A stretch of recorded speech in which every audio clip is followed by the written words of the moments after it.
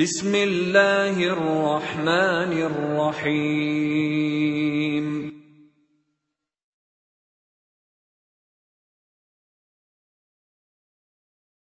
مركز العلوم والحكم للدعوة والإرشاد.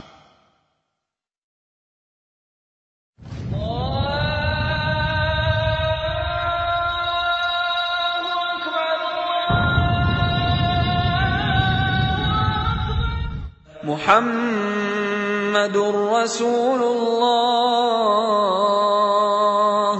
والذین معه اشداء على الكفار رحماء بینهم تراهم ركعا سجدا يبتغون فضلا من الله ورضوانا۔ السلام علیکم ورحمۃ اللہ وبرکاتہ۔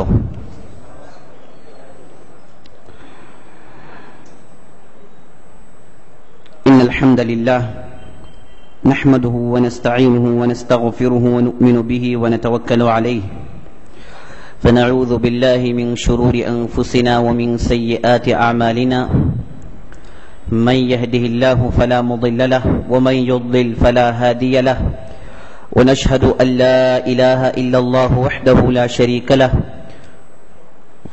ونشهد أن محمدا عبده ورسوله أما بعد فإن خير الحديث كتاب الله وخير الهدي هدي محمد صلى الله عليه وسلم وشر الأمور محدثاتها وكل محدثة بدعة وكل بدعة ضلالة وفي رواية كل ضلالة في النار۔ فأعوذ بالله السميع العليم من الشيطان الرجيم وإذا لقوا الذين آمنوا قالوا آمنا وإذا خلوا إلى شياطينهم قالوا إنا معكم إنما نحن مستهزئون الله يستهزئ بهم ويمدهم في طغيانهم يعمهون۔ وقال تبارك وتعالى إن المنافقين في الدرك الأسفل من النار فلن تجد لهم نصيرا۔ صدق اللہ العظیم۔ تمام قسم کی تعریفیں و حمد و ثنا اللہ رب العزت کے لیے ہے، جس نے ہم تمام کو ایمان پر چلنے کی توفیق بخشی، ہمارے دلوں کو ایمان سے منور کیا، اور قیامت کے دن ہم تمام کو دوبارہ اٹھا کر کھڑا کرے گا اور تمام لوگوں سے حساب کتاب لے گا، اور وہ یوم حساب کا مالک ہے۔ اور لاکھوں کروڑوں درود و سلام ہو سرور کائنات فخر موجودات احمد مجتبی محمد مصطفیٰ صلی اللہ علیہ وسلم پر، جن کو اللہ رب العزت نے سارے کائنات کے لیے رحمت بنا کر مبعوث کیا۔ میں اللہ تعالیٰ سے دعا کرتا ہوں کہ اللہ تعالیٰ ہم تمام کو رمضان کے ان مبارک راتوں میں زیادہ سے زیادہ ثواب لوٹنے کی توفیق بخشے، زیادہ سے زیادہ عبادت کرنے کی توفیق بخشے، زیادہ سے زیادہ استغفار پڑھنے کی توفیق بخشے، اور اللہ تعالی ہم کو رمضان کے اس مبارک مہینے سے ایسی حالت میں نکالے کہ ہمارے تمام گناہوں کو اللہ تعالی نے معاف کر دیا ہو، آمین یا رب العالمین۔ اللہ تعالی نے اپنی کتاب کو ایک ایسی کتاب بنائی ہے جس میں اس نے وہ تمام باتیں بیان کر دی ہیں جس کی ضرورت انسانیت کو پیش آتی ہو۔ انسان کو جتنے بھی باتیں ضرورت پڑتی ہیں اس کی زندگی میں، وہ تمام باتیں اللہ تعالیٰ نے اپنی کتاب میں بیان کر دیا ہے۔ اللہ تعالیٰ نے قرآن میں مومنین کے ڈھیر سارے صفات سنائے، بتائے کہ مومنین کیسے ہوں گے، مسلمان کیسے ہوں گے۔ جہاں اللہ تعالیٰ نے مومنین کی صفات گنوائے، مسلمانوں کے اوصاف بتائے، اللہ تعالیٰ نے منافقین کے صفات بھی بیان کیے، اور منافقین کے پھول کو کھول کر رکھ دیا، ان کے دسیسہ کاریوں کو اللہ تعالیٰ نے تفصیل سے بیان کیا ہے، تاکہ مومن ان اوصاف کو پڑھے، منافقین کی حرکتوں کو پڑھے اور اس سے اجتناب کرے اور اس سے اپنے دامن کو پاک رکھے۔ اس لیے اللہ تعالیٰ قرآن میں منافقین کے صفات بیان کرتا ہے۔ میرے دوستو، آج ہم جس صحابی کے تعلق سے سننے والے ہیں وہ ایک انتہائی बुलंद मर्तबे के मोमिन थे, लेकिन अल्लाह का करना देखिए कि अल्लाह ताला ने इस मोमिन बंदे के बाप को आखिरी दर्जे का मुनाफिक बनाया, आखिरी दर्जे का, इंतहाई निफाक पसंद था। और निफाक मेरे दोस्तों ये ईमान का जिद है, ईमान का ऑपोजिट है, ईमान का ऑपोजिट मेरे दोस्तों निफाक, इस्लाम का ऑपोजिट कुफर। इस्लाम उन चीजों को कहते हैं जो 5 पिलर्स की हैसियत रखता है, शहादतैन, रोजा, नमाज, रोजा, हज, ज़कात, ये 5 इस्लाम के पिलर्स हैं। अगर आदमी इस पर अमल करे, मुआशरे में जाहिरी तौर पर अगर इस पर अमल करे तो मुआशरा इसे मुसलमान कहेगा। नमाज पढ़ रहा है, ज़कात दे रहा है, इस्तिताअत है, हज कर रहा है, तो मुआशरे में इसे मुसलमान कहेंगे। मुसलमानों के लिए जितने भी हुकूक हैं पूरे हुकूक इसे दे दिए जाएंगे। इसे मुआशरे में काफिर नहीं कहा जाएगा। ये जितने भी आमाल आपने सुने ये सब जाहिरी हैं।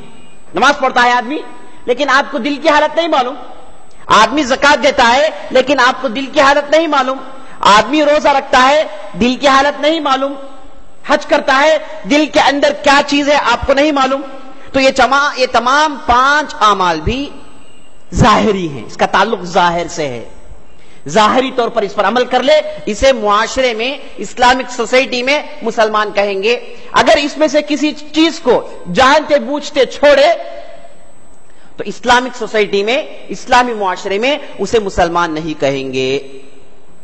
मिसाल के तौर पर एक आदमी है जिसके पास नमाज की पाबंदी नहीं है, नमाज नहीं पढ़ रहा है, तो इस आदमी को अगर इस्लामी हुकूमत हो तो बुलाकर इसे डांटा जाएगा, मोहलत दी जाएगी।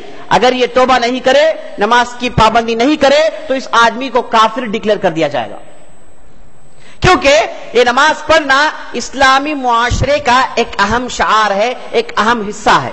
उसी तरीके से ज़कात, जानते बूझते ज़कात नहीं दे रहा, फिर उसका मुआखजा किया जाएगा, उसे पकड़ा जाएगा। उसी तरीके से दूसरी इबादत। तो इस्लाम में 5 चीजों कहते हैं मेरे दोस्तों। अगर कोई आदमी 5 चीजों को छोड़ दे जानते बूझते, इसे काफिर कहेंगे। तो इस्लाम और कुफर इसका ताल्लुक जाहिर से है। एक दूसरी चीज है जो इससे ज्यादा अहम है, जिससे ज्यादा अल्लाह को पसंद है, अल्लाह ताला वही चीज चाहता है, वो है मेरे दोस्तों ईमान। क्या है? ईमान। इस्लाम जाहिरी चीज का नाम है, ईमान आपके दिल के अंदर क्या है इसका ताल्लुक है ईमान से। आप वाकई अल्लाह पर भरोसा रखें या नहीं रखें, अल्लाह को अल्लाह मानते हैं नहीं मानते हैं, क़यामत पर आपका ईमान है या नहीं है, मलाइका पर आपका ईमान है या नहीं है, फरिश्तों पर आपने ईमान लाया है या नहीं लाया है, किताबों पर आपने ईमान लाया है नहीं लाया है। तो ईमान के 6 अरकान हैं और इसका पूरे का पूरा ताल्लुक आदमी के दिल से है, आदमी के दिल से है। आदमी का ईमान किसी को नहीं मालूम होगा। आप ये कैसे बता सकते हैं कि फला आदमी यौमुल क़ियामत पर ईमान रखा है? दिल की बात आप नहीं जानते। फला आदमी अल्लाह पर जैसे ईमान लाना है वैसे लाया है, आप जाहिरी तौर पर देखकर उसे डिसाइड नहीं कर सकते। आप जाहिरी तौर पर देखेंगे उसके अमाल, वो इस्लाम से उसका ताल्लुक है। तो ईमान इसका ताल्लुक दिल से है, दिल के गहराई से है। तो इस्लाम का अपोजिट कुफ्र है, ईमान का अपोजिट निफाक है। ईमान का अपोजिट क्या है मेरे दोस्तों? निफाक। ये 6 अरकान जिसे वो सही माने में नहीं मानता, इसमें इसे शक है, शुबा है, लेकिन जाहिरी तौर पर मुसलमान है, जाहिरी तौर पर नमाज पढ़ रहा है, जाहिरी तौर पर ज़कात दे रहा है, लेकिन इसका दिल अल्लाह के ईमान से खाली है, शक है, शुबा है कि क़यामत का दिन आएगा या नहीं आएगा, हमको सवालात पूछे जाएंगे नहीं पूछे जाएंगे, जन्नत है या नहीं है, दोज़ख है या नहीं है। इन तरीके से जो इश्कालात आदमी के जहन में होते हैं और उसके दिल में होते हैं, ये मुनाफिक के साथ ऐसा होता है। अगरचे कि वो जाहिरी तौर पर नमाज पढ़ेगा, रोजा रखेगा, ज़कात देगा, इस मुनाफिक को जाहिरी तौर पर इस्लामिक मुआशरे में मुसलमान कहेंगे, क्योंकि वो اسلام کے ارکان پر عمل کر رہا ہے لیکن ایمان کے ارکان پر اس کا عمل نہیں ہے، دل اس کے لیے تیار نہیں ہے، تو یہ آدمی ظاہری طور پر مسلمان ہے، باطنی طور پر منافق ہے۔ تو ایمان اور نفاق اس کا تعلق دل سے ہے۔ آپ کسی آدمی کو پوائنٹ آؤٹ کر کے یہ آدمی مومن ہے، یہ آدمی منافق ہے کہہ نہیں سکتے۔ البتہ مسلمان یہ آپ کہہ سکتے ہیں، کیونکہ آپ دیکھ رہے ہیں کہ وہ نماز پڑھ رہا ہے، زکات دے رہا ہے، دوسرے ارکان کر رہا ہے، تو یہ ظاہری چیز ہے، تو آپ ظاہری طور پر مسلمان کہیں گے۔ لیکن مومن یہ کہنے کا آپ کو حق نہیں، کوئی کسی کو مومن نہیں کہہ سکتا، اس کا تعلق دل سے ہے۔ اسی لیے جب تک نبی صلی اللہ علیہ وسلم رہے تو مومن اور منافق میں بہترین طریقے سے فرق کر سکتے تھے، لوگوں میں معلوم ہو جاتا تھا کہ منافق کون ہے اور مومن کون ہے، چونکہ اللہ کے رسول صلی اللہ علیہ وسلم کے پاس غیب کی خبریں آتی تھی، اللہ تعالیٰ وحی کرتا تھا، آپ صلی اللہ علیہ وسلم کو منافقین کون تھے معلوم تھا۔ تو میرے دوستو یہ جو نفاق ہے یہ اللہ تعالیٰ اسے انتہائی ناپسند کرتا ہے۔ قرآن میں اللہ تعالیٰ نے 12 کئی جگہ منافقین پر مذمت کی ہے۔ ایک جگہ اللہ تعالیٰ کہتا ہے ان المنافقین فی الدرک الاسفل من النار، یہ جو منافقین ہیں یہ جہنم کے نچلے گڑھے میں رہیں گے۔ ان کا جگہ کہاں ہے؟ اوپر کفار رہیں گے لیکن نیچے کے حصے میں منافق رہیں گے تاکہ ان کو اور اذیت زیادہ ہو۔ اور اللہ تعالیٰ قرآن کے اندر منافق جو ہے اس کا اگرچہ کے تعلق دل سے ہے لیکن دل میں جو بات ہے کبھی کبھار ظاہر ہو جائے گی، ہوتا ہے نہیں ہوتا ہے؟ ہو جائے گی۔ دل میں جو چیز ہے وہ کبھی کبھار آدمی کے اعمال کے ذریعے سے، بات چیت کے ذریعے سے ظاہر ہو جائے گا، لیکن یہ اعمال دیکھ کر آپ فوراً اس آدمی کو منافق نہیں کہیں گے، بلکہ آپ یہ کہیں گے کہ یہ منافق ہے لیکن یہ مسلمان ہے لیکن اس کے پاس منافقین کی خصلتیں ہیں۔ نبی صلی اللہ علیہ وسلم نے ایک حدیث میں کہا اربع من کن فی کان منافقا خالصا، 4 ایسے صفات ہیں اگر آپ کسی آدمی کے اندر دیکھیں تو سمجھ لیں کہ یہ آدمی اس کے اندر منافقین کی خصلتیں ہیں۔ ڈر اس بات کا ہے کہ یہ اعمال پر عمل کرتا رہے تو کل جا کر پکا منافق بن جائے۔ کیا ہے؟ اذا حدث کذب، سب سے پہلی چیز کیا ہے؟ منافق بات کرے گا تو جھوٹ بولے گا۔ پہلی صفت منافق کی کیا ہے؟ بات کرے گا تو جھوٹ بولے گا۔ وَإِذَا خَاصَمَ فَجَرَ، اور جھگڑا کرے تو گالیاں بکے گا، کنٹرول نہیں ہوگا، زبان میں جو آئے سب کو کھینچے گا، سب کو خوب جو چاہے بولے گا۔ یہ دوسری خصلت ہے۔ تیسری خصلت اِذَا خان، اگر کوئی امانت آپ اس کے پاس رکھے تو کیا کرے گا؟ اس پر خیانت کرے گا۔ امانت آپ نے اس کے پاس رکھی ہے تو اس امانت میں خیانت کرے گا۔ تو میرے دوستو یہ خصلتیں ہیں منافقین کے۔ اگر آپ نے کسی آدمی کے پاس یہ خصلتیں دیکھے تو آپ سمجھ لیجئے کہ اس کے پاس منافقین کی خصلتیں ہیں، لیکن آپ کو یہ حق نہیں کہ آپ فوراً اسے کہیں کہ آدمی منافق ہے۔ آپ کہیں گے کہ اس کے پاس منافقین کی خصلتیں ہیں۔ ڈر اس بات کا ہے، اندیشہ یہ ہے کہ اگر اس پر عمل کرتا جائے تو آخری الٹیمیٹلی منافق بن جائے گا۔ آخری کیا ہے؟ منافق بن جائے گا۔ اور منافقین کی خصلت میں سے سب سے چوٹی کی خصلت میرے دوستو ریاکاری، لوگوں میں دکھاوا، دکان ڈال کر دکھانا، یہ منافقین کی خاص خصلت ہے۔ مومن یہ نہیں کرتا، چھوٹا بھی عمل کرے منافق اسے بڑھ چڑھا کر دکھائے گا۔ قرآن میں اللہ تعالیٰ کہتا ہے اذا قاموا الى الصلاة قاموا كسالى يراؤون الناس، یہ جو منافقین ہیں نماز کے لیے کھڑتے ہیں تو بڑے جو ہے آلسی پن سے، سستی سے اٹھ کر کھڑے ہوتے ہیں، اور ان کا مقصد یہ ہوتا ہے کہ لوگوں کو دکھائیں کہ وہ بھی نماز پڑھ رہے ہیں، لوگوں کو دکھائے کہ وہ بھی نماز پڑھ رہے ہیں۔ وَلَا يَذْكُرُونَ اللَّهَ إِلَّا قَلِيلًا، یہ لوگ جو اللہ تعالیٰ کو بہت کم یاد کرتے ہیں۔ مُذَبْذَبِينَ بَيْنَ ذَلِكَ لَا إِلَٰهَ هَٰؤُلَاءِ وَلَا إِلَٰهَ هَٰؤُلَاءِ، یہ ڈاون ڈول رہتے ہیں ہمیشہ۔ ان لوگوں کو کبھی ایمان اچھا دکھتا ہے، کبھی کفر اچھا دکھتا ہے، کبھی نبی صلی اللہ علیہ وسلم کی محبت اچھی دکھتی ہے، کبھی نبی صلی اللہ علیہ وسلم کی نفرت اچھی دکھتی ہے۔ ان کو نہیں معلوم کیا کیا پوزیشن میں ہے، ڈاون ڈول ہیں۔ تو یہ منافقین کی خصلت اللہ تعالیٰ قرآن میں جو ہے بڑی تفصیل سے بیان کیا ہے۔ تو آج میرے دوستو جس صحابی کے تعلق سے ہم سننے والے ہیں یہ ایک عجیب پیار ہے۔ والد پکا منافق ہے، بیٹا چوٹی کا مومن ہے. ایسا ہوتا ہے, یہ غلط کمبینیشنز, یہ دنیا ہے میرے دوستوں, یہاں پر ہر چیز جائز ہے, کیسے بھی ہو سکتا ہے. کبھی باپ نبی ہو, بیٹا منافق ہو سکتا ہے. جیسے نوح علیہ السلام کے تعلق سے آیا, نوح علیہ السلام بہت بڑے رسول ہیں, لیکن ان کا بیٹا کنعان کافر نکلا. ابراہیم علیہ السلام رسول ہیں, چوٹی کے رسول ہیں, بہت بڑے رسول ہیں, لیکن ان کا باپ آزر کافر نکلا. لوط علیہ السلام نبی ہے, رسول ہے, لیکن ان کی بیوی کافر نکلی. نوح علیہ السلام نبی ہے, رسول ہے, اللہ کے متقی پرہیزگار بندے ہیں, لیکن ان کی بیوی پکی نکمی منافقہ. یہ اللہ تعالیٰ نے دنیا میں ایسا سیٹ اپ رکھا ہے.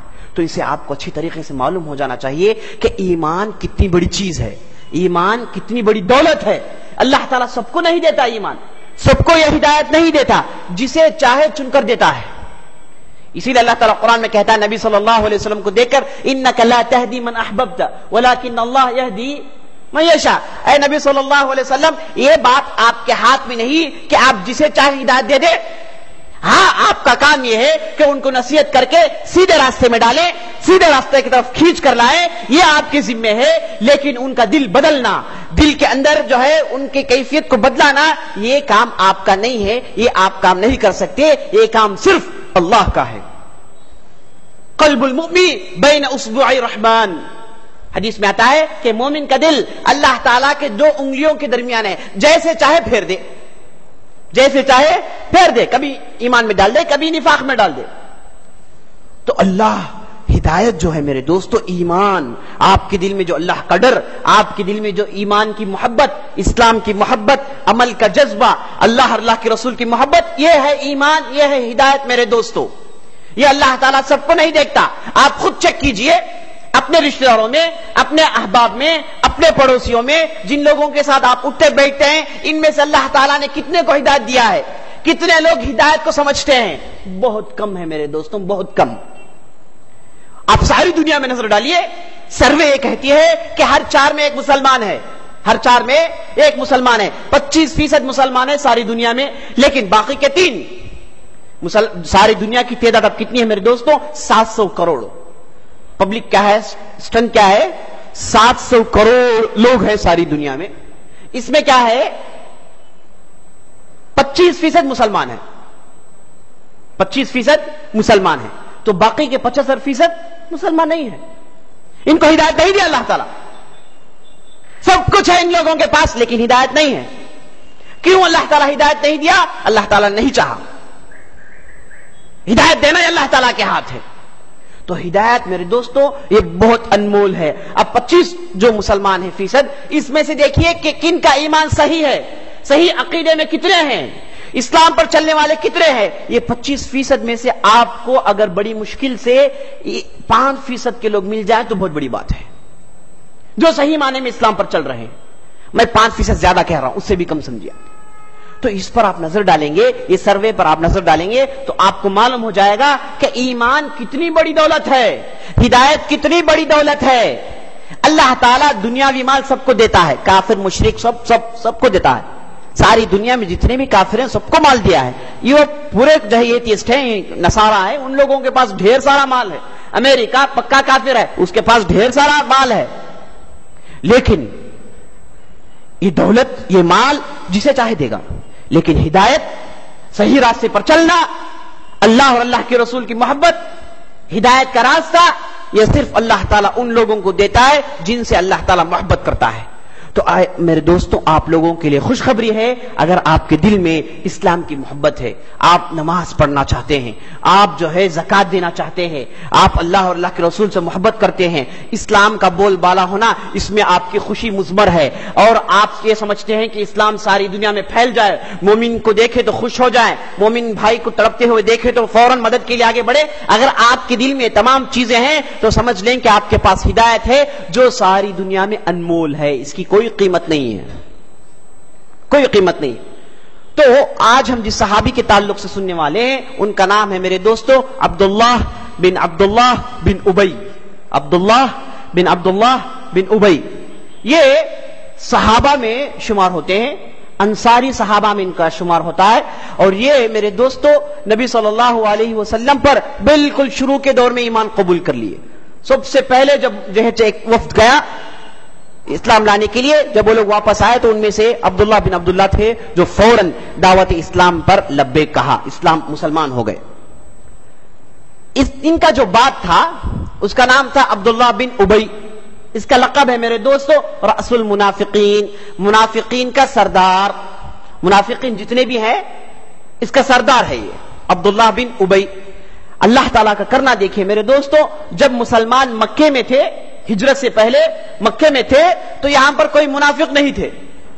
منافق نہیں تھے کیونکہ اسلام قبول کرنا کیا ہے، ایک تیز تلوار کی دھار پر چلنے کے برابر تھا.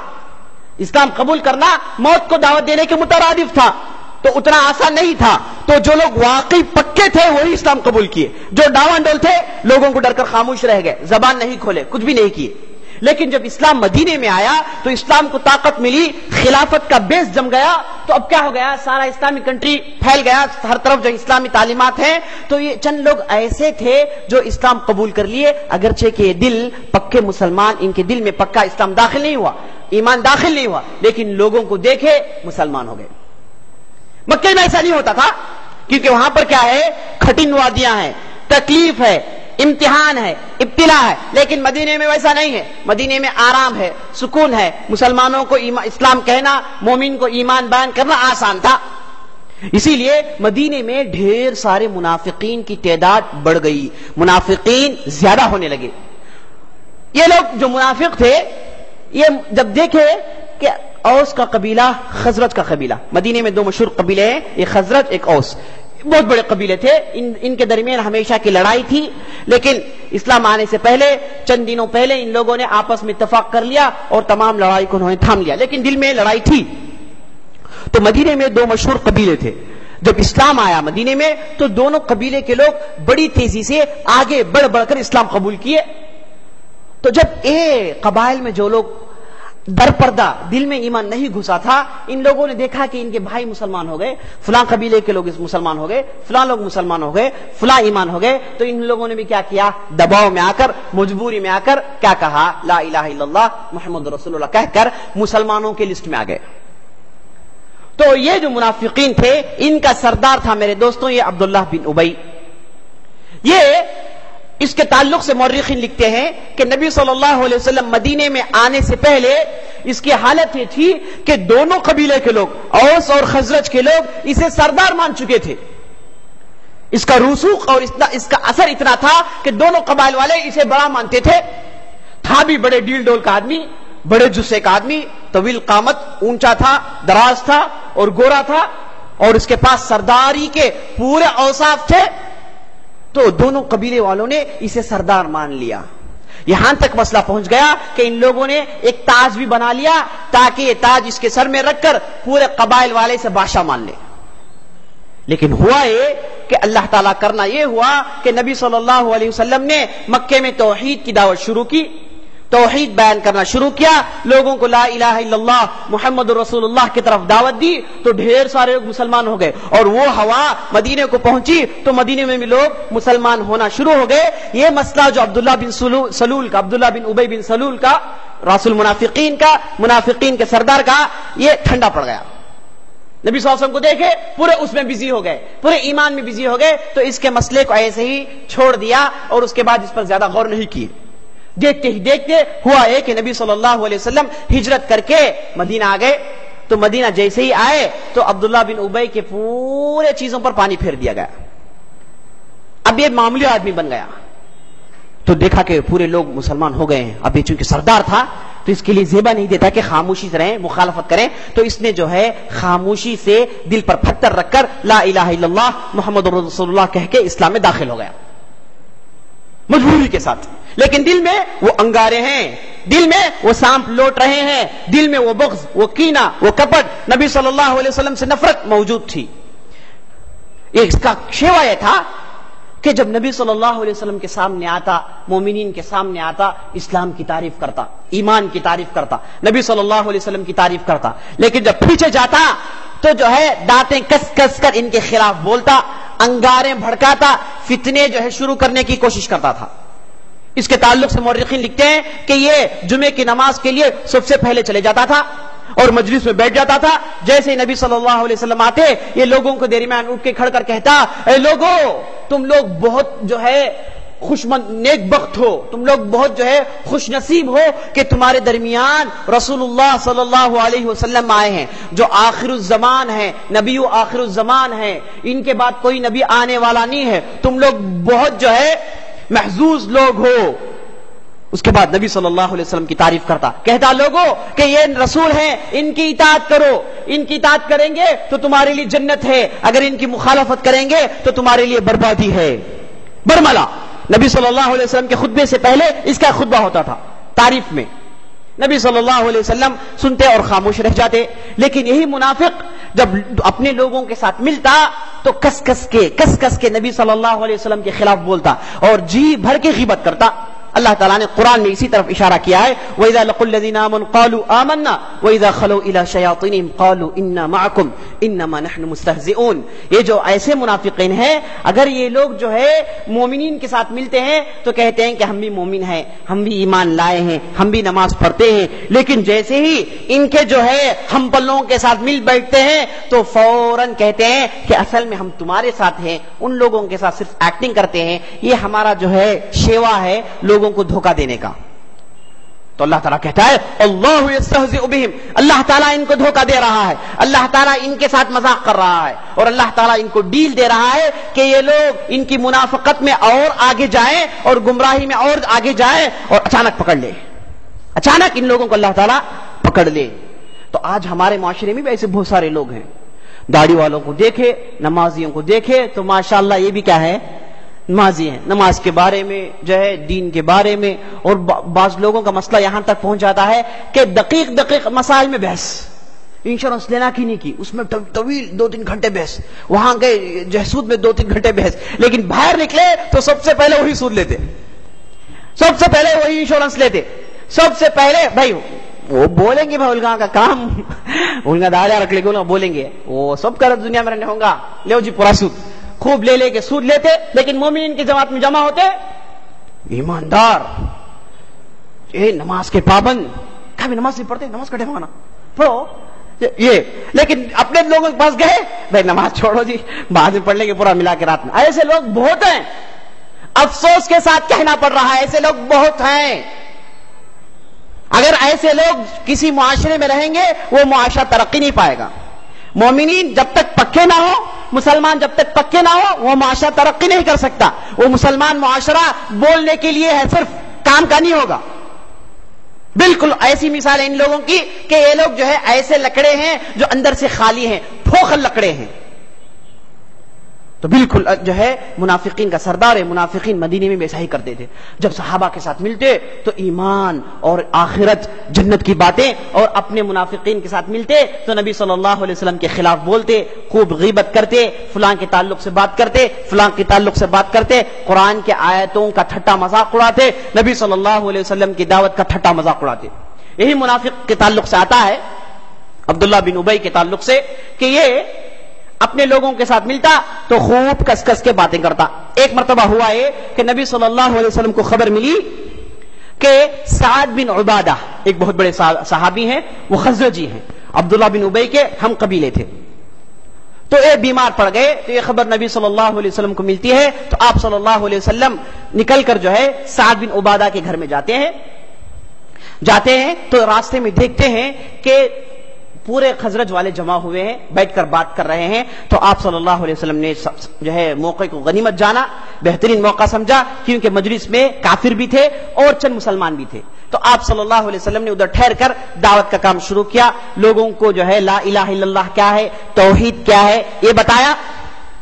اس مجلس میں عبداللہ بن ابی بیٹھا تھا, یہ فوراً اٹھ کر نبی صلی اللہ علیہ وسلم کے ساتھ گستاخی سے پیش آیا. بولا کہ یہ باتیں آپ ان لوگوں کے پاس جا کر کرو جو آپ کی باتیں سنتے ہیں, یہ خامخواہ ہمارے علاقے میں آ کر یہ آپ نے کیا باتیں شروع کر رکھی ہیں, یہ کیا کیا باتیں ہم کہہ رہے ہیں, یہ باتیں اپنے لوگوں کے پاس جا کر کرنا. ایسے ویسے باتیں کرتا ہے. آپ صلی اللہ علیہ وسلم بڑے دل شکستہ ہوتے ہیں, اب وہاں پر جو ہے مجلس میں بعض مسلمان بھی تھے، وہ لوگ بھی اٹھ کر کھڑے ہو گئے، بولے کہ عبداللہ تو خاموش ہو، تجھے نہیں معلوم کہ تو کس سے ہم کلام ہے، یہ نبی صلی اللہ علیہ وسلم ہے، یہ رسول اللہ ہے، ان کے ساتھ ایک گستاخی قابل برداشت نہیں ہے۔ اٹھ کر وہ ڈانٹے تو مسئلہ یہاں تک پہنچ گیا کہ دونوں کے درمیان ہاتھا پائی ہو جائے، لڑائی شروع ہو جائے۔ تو آپ صلی اللہ علیہ وسلم دیکھے تو کہے کہ بھائی خاموش رہ جانا، میں خود چلے جاتا ہوں۔ یہ کہہ کر آپ صلی اللہ علیہ وسلم وہاں سے نکل کر سعد بن عبادہ کے پاس جاتے ہیں، جا کر ان کی زیارت کرتے ہیں، ان کے لیے دعا دیتے ہیں، اور اس کے بعد کہتے ہیں کہ سعد، تمہارے جو قبیلے کا یہ جو عبداللہ ہے، اس تعلق سے آپ کی رائے کیا ہے؟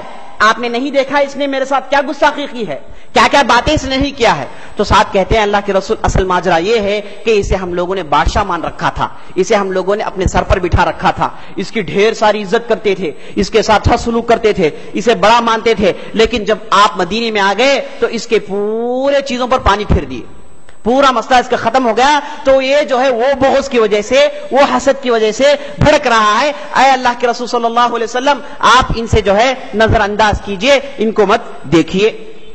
ایسے کام کرتا تھا۔ اور جب اس کا جو ہے خطرناک نفاق اس وقت ظاہر ہوا جب جنگ احد کا مسئلہ پیش آیا۔ جنگ احد جو ہے یہ اسلام کا دوسرا معرکہ ہے جو 3 ہجری میں پیش آیا۔ یہ ایسا جنگ تھا جس میں نبی صلی اللہ علیہ وسلم کے خلاف بعض کامیں ہوئے۔ سب سے پہلا کام یہ ہوا کہ آپ صلی اللہ علیہ وسلم چاہتے تھے کہ مدینے میں رہ کر لڑائی لڑیں، یہ چاہتے تھے آپ صلی اللہ علیہ وسلم، لیکن اکثر صحابہ کی یہ رائے تھی کہ ہم مدینے سے باہر نکل کر احد کے پاس جا کر لڑیں گے تاکہ مدینے میں لوگ حفاظت سے رہیں، اور ہم بستی کے باہر لڑ کر ان لوگوں کو بھگا دیں گے۔ لیکن نبی صلی اللہ علیہ وسلم نے کہا کہ میری رائے یہ ہے کہ مدینے میں لڑیں گے۔ لیکن جب صحابہ نے پوروں نے جو ہے یہ رائے دی کہ مدینے کے باہر جا کر لڑیں گے تو آپ صلی اللہ علیہ وسلم نے بھی اس رائے کو مان لیا۔ اور جب آپ صلی اللہ علیہ وسلم زرہ پہن کر اپنے جو ہے حجر مبارک سے باہر نکلے تو بعض صحابہ آ کر بولے، جس میں بڑے بڑے صحابہ تھے، اے اللہ کے رسول، آپ کی رائے کے مطابق کیجئے، آپ جو ہے مدینے میں رہ کر لڑیے۔ تو نبی صلی اللہ علیہ وسلم نے کہا کہ اگر کوئی نبی یہ زرہ پہن لے تو اس کے لیے زیبا نہیں دیتا کہ وہ گھر میں جا کر بیٹھے، پہن لے ایک مرتبہ، اب اس کے بعد جہاد ہے بس۔ یہ کہہ کر آپ صلی اللہ علیہ وسلم اپنے صحابہ کو لے کر نکلتے ہیں جن کی تعداد 1000 کی تھی۔ یہ عبداللہ بن ابی تھا، اس نے فتنے کی سوچی۔ اس نے کیا کہا کہ نبی صلی اللہ علیہ وسلم، اے محمد رسول اللہ، ہم لوگوں نے جو ہے آپ پر جو بیعت کی تھی وہ یہ تھی کہ ہم آپ کی حفاظت مدینے میں کریں گے، ہم آپ کی حفاظت مدینے میں کریں گے۔ اب آپ لڑائی مدینے سے باہر لڑنا چاہتے ہیں تو میری رائے یہ ہے کہ ہم آپ کا ساتھ نہیں دیں گے۔ یہ کہہ کر یہ ظالم نے اثناء راستے میں جا رہے تھے، احد کے قریب تھے، تو اپنے 300 لوگوں کو لے کر نکل گیا، 1000 کی تعداد 700 میں بدل گئی۔ اتنا بڑا ظلم اس نے کیا، لیکن آپ صلی اللہ علیہ وسلم نے صبر کیا۔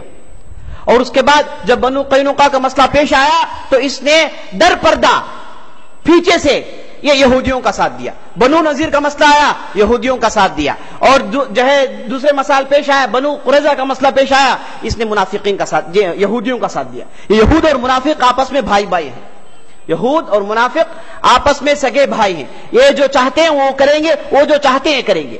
دونوں کے خون میں، گھٹی میں نفاق سرایت کر گیا ہے۔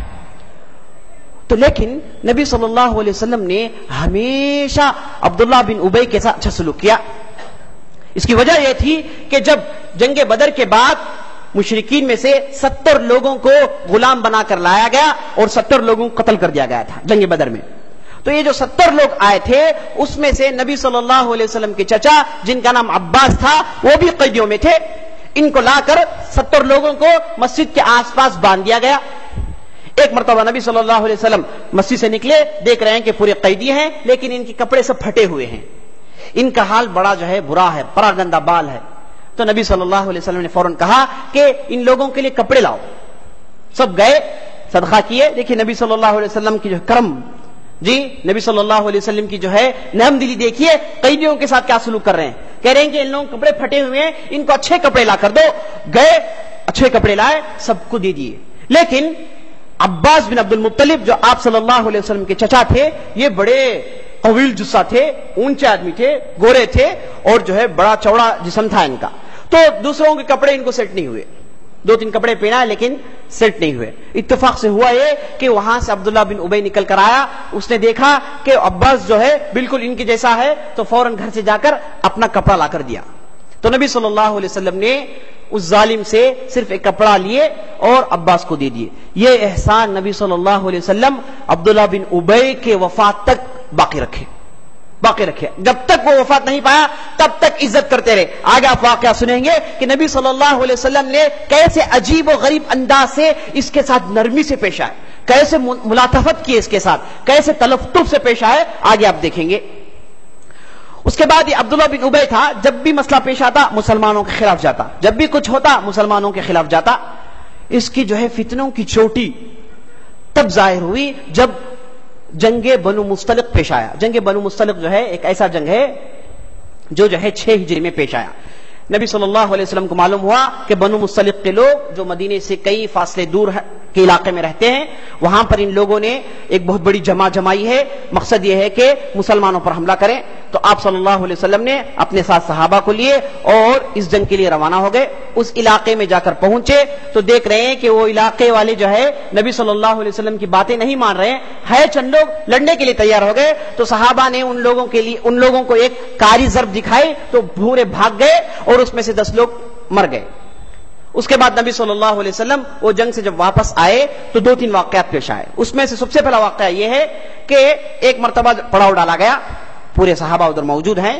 تو ایک صحابی تھے جن کا نام جہجہ الغفاری, یہ حضرت عمر رضی اللہ عنہ کے ملازم تھے, ان کے پاس کام کرتے تھے. یہ پانی لینے کے لیے ایک باوڑی کے پاس گئے, پانی لے رہے تھے. تو اتفاق میں انصاری ایک صحابی جن کا نام سنان الجہنی تھا وہ بھی نکل آئے, وہ بھی پانی لینا چاہتے تھے. تو پانی لیتے لیتے دونوں کے درمیان بات جو ہے مڑ گئی, دونوں نے جھگڑ لیا. پتہ نہیں کچھ ہو گیا تھا, یہ ان کو کچھ بولے وہ ان کو کچھ بولے, مسئلہ تلخ کلامی تک چلے گا. دونوں جو ہے لڑنا شروع کر لیے. یہاں تک مسئلہ پہنچ گیا کہ دونوں ہاتھا پائی کرنا شروع کیے. جہجہ جو مہاجر تھے, سنان جو انصاری تھے, جہجہ نے ایک جو ہے مکہ مار دیا سنان کو. جیسے ہی سنان کو مار لگی تو سنان نے چیخ کر کہا, اے انصار کیا تم لوگ نہیں دیکھ رہے ہیں کہ مہاجر کے لوگ ہم کو مار رہے ہیں؟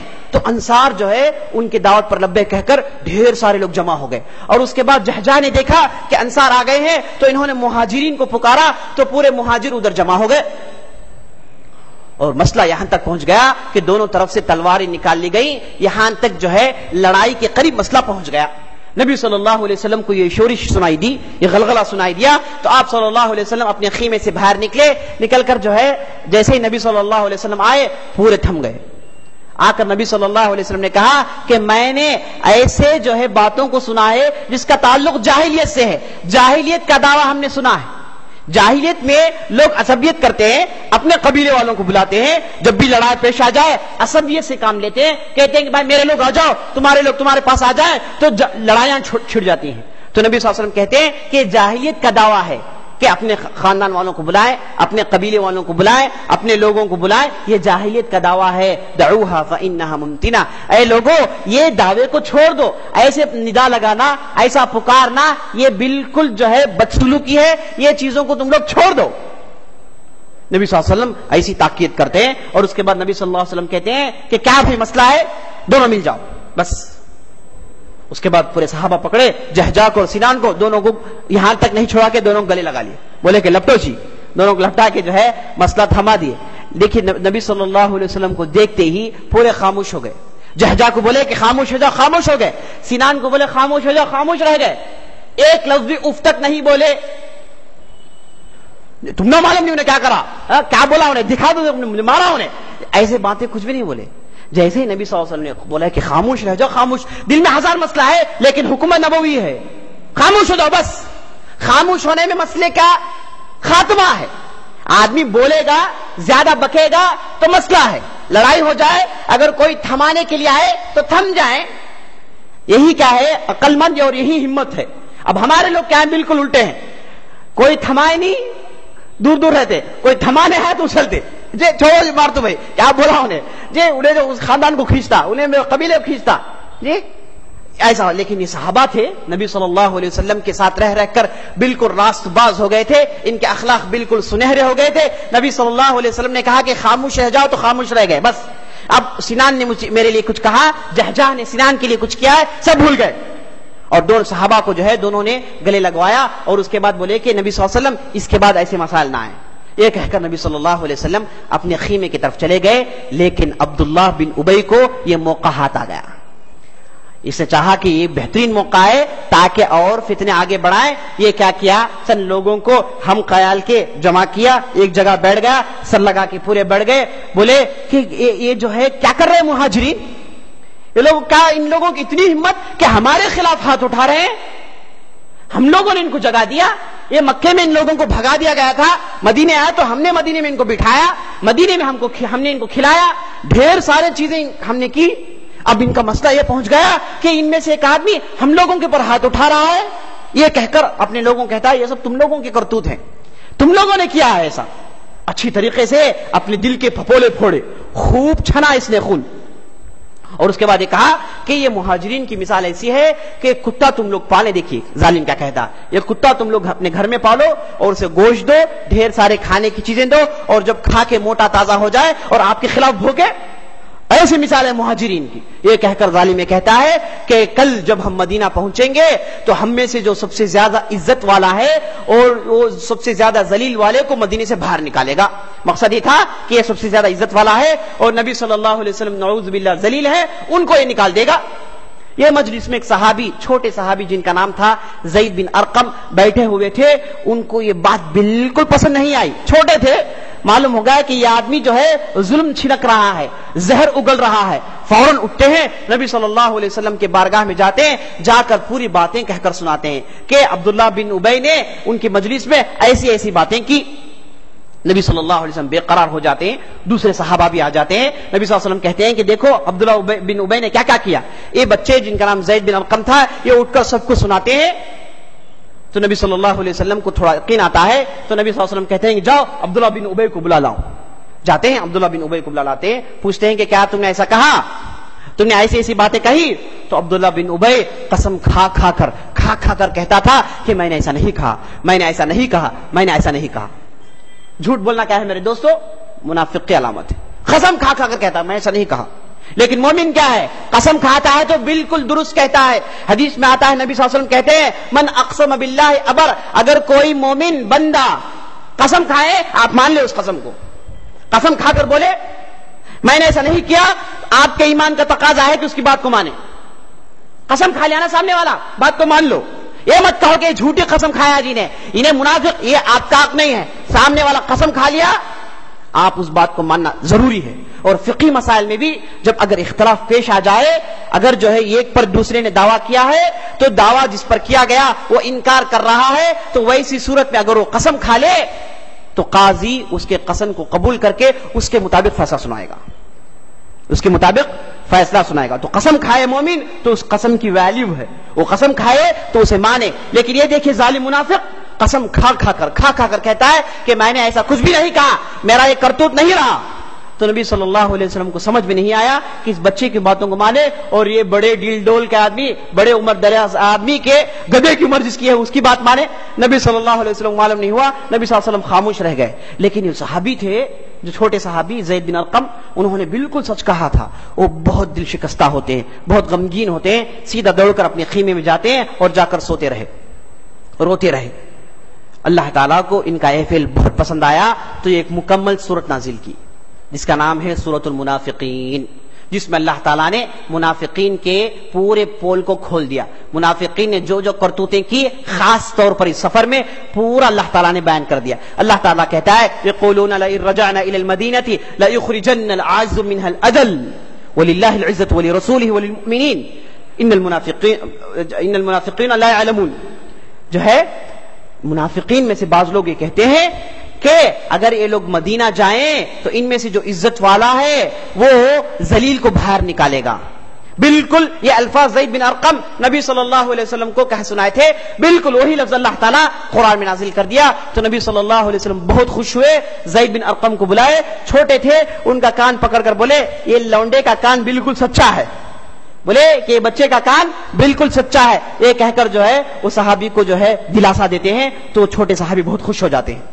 تو اس کے بعد نبی صلی اللہ علیہ وسلم یہ مسئلہ بڑے صحابہ کے سامنے پیش کرتے ہیں تو حضرت عمر کو بہت غصہ آتا ہے، اور حضرت عمر کا ڈائلاگ سب کو مشہور، سب جانتے ہیں کہ کیا کہنا، اٹھ کر کہتے ہیں اذن لیا رسول اللہ اضرب عنقہ، اے اللہ کے رسول صرف اجازت دیجئے اس جو ہے ظالم کے سر کو اڑا دیتا ہوں۔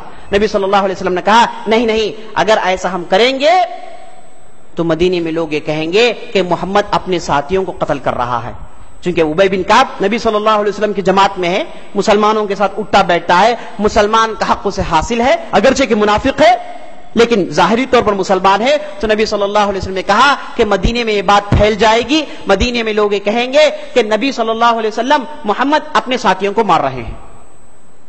اس کے بعد عمر کہتے ہیں کہ اللہ کے رسول اگر ایسا مسئلہ ہے تو اے اللہ کے رسول معاذ بن جبل کو حکم دیجئے، وہ بھی بالکل وہی قبیلے کے ہیں، خزرج کے قبیلے کے ہیں وہ، یا پھر دوسرے صحابی کا نام لیتے ہیں، کہتے ہیں ان دونوں میں سے کسی کو حکم دے، اور یہ لوگ بھی جو ہے اس منافق سے ناک میں دم آ گیا ہے، بیزار ہیں، یہ بھی چاہتے ہیں قتل کر دے، لیکن نبی صلی اللہ علیہ وسلم کہتے ہیں کہ چھوڑ دو اسے، ایسے ہی چھوڑ دو۔ لیکن یہ جو منافق جن کے بیٹے جو پکے مومن تھے، ایسا ایمان جو فلک الافلاق تک رفعت کر گیا، بہت بڑے مومن تھے، ان کو یہ خبر پہنچتی ہے تو سیدھا نبی صلی اللہ علیہ وسلم کے پاس نکل آتے ہیں، آ کر کہتے ہیں اللہ کے رسول صلی اللہ علیہ وسلم مجھے معلوم ہے کہ میرے باپ نے کیا کیا، اس کے جو ہے کرتوت اور اس کے جو ہے بدسلوکیاں میں اسے واقف ہوں، اے اللہ کے رسول آپ مجھے اجازت دیجئے میں اس کا گلا مار دیتا ہوں، میں اس کا جو ہے گلا مار دیتا ہوں، میں اسے قتل کر دیتا ہوں، بیٹا ہے۔ لیکن جو مسئلہ ایمان کا گیا، رسول کا گیا، اللہ کا گیا، پورے رشتہ داریاں کنارے کر دو۔ اللہ تعالیٰ قرآن میں جا کہتا ہے لا تجد قوما یؤمنون باللہ والیوم الآخر یوادون من حاد اللہ ورسولہ ولو كانوا آباءهم او ابناءهم او اخوانهم او عشيرتهم اولئک كتب في قلوبهم الایمان وأیدهم بروح منه۔ اے نبی صلی اللہ علیہ وسلم آپ ان مومنین کو دیکھیں گے جو اللہ اور اللہ کے رسول پر ایمان لاتے ہیں، اگر کوئی اللہ اور اللہ کے رسول کے خلاف جائے تو یہ لوگ خاطر میں نہیں لاتے، ان کی باتوں سے اپنے کان نہیں دھرتے، اگرچہ کہ وہ لوگ باپ ہیں، اگرچہ کہ وہ لوگ بیٹے ہیں، اگرچہ کہ وہ لوگ بھائی ہیں، اگرچہ کہ وہ لوگ ایک ہی قبیلے کنبے کے ہیں، نہیں، ایمان کا مسئلہ آ گیا کسی کی نہیں چلے گی۔ اب دیکھیے عبداللہ آ کر کہتے ہیں اللہ کے رسول حکم دیجئے، میرا باپ ہے میں مار دیتا ہوں، اگر کوئی دوسرا مارے گا تو ہو سکتا ہے مجھے رنج ہو سکتا ہے مجھے تکلیف ہو کہ فلاں آدمی کے تعلق سے میرے دل میں بغض پیدا ہو جائے، اے اللہ کے رسول یہ کام میں خود کر دیتا ہوں، حکم دیجئے آپ۔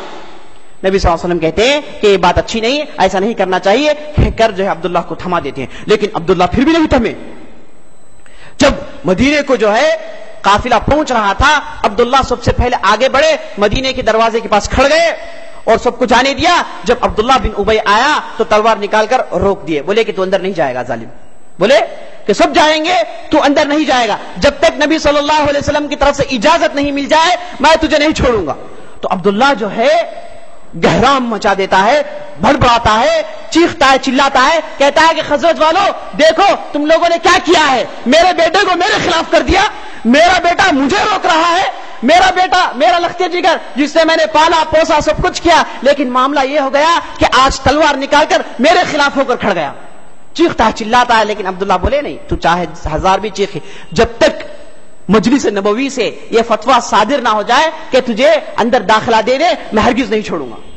سن کر کھڑے ہو جاتے ہیں، نبی صلی اللہ علیہ وسلم کی خبر ملتی ہے تو نبی صلی اللہ علیہ وسلم فوراً عبداللہ کو کہہ بھیجتے ہیں کہ عبداللہ یہ حرکت صحیح نہیں ہے، چھوڑ دو انہیں۔ اور اس کے بعد نبی صلی اللہ علیہ وسلم نکل کر آتے ہیں، باپ بیٹے ہیں، دیکھ کر عبداللہ بیٹے کو دیکھ کر کہتے ہیں کہ تیرا باپ جس کا نام عبداللہ بن ابی ہے اس کے ساتھ ہم ہمیشہ اچھا سلوک کریں گے۔ اللہ اکبر، کیا ایمان دیکھیے، کیا لطف، کیا کرم، کیا انکساری، کیا تواضع دیکھیے، کہتے ہیں کہ جب تک رہے گا اس کے ساتھ اچھا سلوک کریں گے ہم، اتنا سب ظلم لیکن اچھا سلوک کریں گے۔ اور اس ظالم نے ماں عائشہ ام المومنین عائشہ بنت ابی بکر پر اس نے کیا کیا، کیچڑ اچھالا، ان پر جو ہے اس نے تہمت لگائی، یہی ظالم تھا، وہ مسئلے کو جو ہے پھونکنے والا، اس مسئلے کو جو ہے آگے بڑھانے والا، پھیلانے والا یہی ظالم تھا۔ لیکن نبی صلی اللہ علیہ وسلم کہتے ہیں کہ جب تک عبداللہ بن ابی زندہ رہے گا ہم اس کے ساتھ اچھا سلوک کریں گے۔ میرے دوستو، ایسی جگہ ایسے منافق کو معاف کرنا یہ صرف نبی کا فعل ہے۔ دنیا میں اگر کوئی بھی آدمی ہوتا تو سب سے پہلے اس آدمی کو مار دیتا، لیکن نبی صلی اللہ علیہ وسلم جن کے تعلق سے قرآن کہتا ہے انک لعلی خلق عظیم، اے نبی صلی اللہ علیہ وسلم بلا شبہ آپ اخلاق کے اونچے معیار میں فائز ہیں، آپ کا اخلاق سب سے اونچا ہے۔ نبی صلی اللہ علیہ وسلم اپنے اخلاق کے مد نظر اس ظالم کو معاف کر دیتے ہیں۔ نبی صلی اللہ علیہ وسلم کے اخلاق، ان کی جو ہے عاجزی، ان کی انکساری، اس کے لیے جو ہے ایک مجلس نہیں کئی مجلسیں درکار ہے۔ نبی صلی اللہ علیہ وسلم یہ کہہ کر آگے بڑھ جاتے ہیں۔ اس کے بعد یہ منافق مدینے میں آ جاتا ہے اور مدینے میں آ کے چند دن خاموش رہتا ہے اور پھر اپنی فتنے شروع کر لیتا ہے۔ لیکن ان کے بیٹے عبداللہ بن عبداللہ یہ ہمیشہ نبی صلی اللہ علیہ وسلم کے ساتھ رہے اور ڈھیر سارے جنگوں میں داد شجاعت دی۔ نبی صلی اللہ علیہ وسلم کی انہوں نے ڈھیر سارے موقع پر مدد کی اور نبی صلی اللہ علیہ وسلم کے زندے جان باز شہدائی تھے، نبی صلی اللہ علیہ وسلم کے لیے مر مٹنے کے لیے ہمیشہ تیار تھے۔ لیکن جب فتح مکہ تبوک کے بعد 9 ہجری میں ایک مسئلہ پیش آتا ہے جس کی وجہ سے، جس کی بیماری کی وجہ سے یہ عبداللہ بن ابی بیمار پڑ جاتا ہے، راس المنافقین، منافقین کا سردار بیمار پڑ جاتا ہے اور مرض اتنا بڑھتا ہے کہ مرض میں جب تھا تو نبی صلی اللہ علیہ وسلم اس کے لیے زیارت کی، دعا کی، آ کے نبی صلی اللہ علیہ وسلم دعا کی، زیارت کی اس کی، نبی صلی اللہ علیہ وسلم چلے گئے۔ چند دنوں کے بعد یہ ظالم فوت ہو گیا، زمین اس سے جو ہے پاک ہو گئی، تو نبی صلی اللہ علیہ وسلم آئے، اسے جو ہے باقاعدہ کفنایا گیا، دفنایا گیا، اور جب دفنانے کا موقع آیا تو نبی صلی اللہ علیہ وسلم نے اپنے جبہ مبارک نکالے، جو جبہ پہن رکھے تھے اسے نکال کر نبی صلی اللہ علیہ وسلم دیتے ہیں، کہتے ہیں کہ جبے سے جو ہے اسے کفناؤ۔ بڑے بڑے صحابہ کو پسند نہیں ہے، بولے کہ اللہ کے رسول آپ کا جبہ جس میں آپ کا پسینہ ہے، آپ کا پسینہ اور جہنم سے کوئی تعلق نہیں ہے، اے اللہ کے رسول آپ ہرگز ایسا مت کیجیے۔ نبی صلی اللہ علیہ وسلم بولے نہیں چھوڑو، اس آدمی کو ذات میں ہم ہمیشہ اچھا سلوک کریں گے، جبہ نکال کر دیتے ہیں اور جبے کے ذریعے سے اسے کفنایا جاتا ہے۔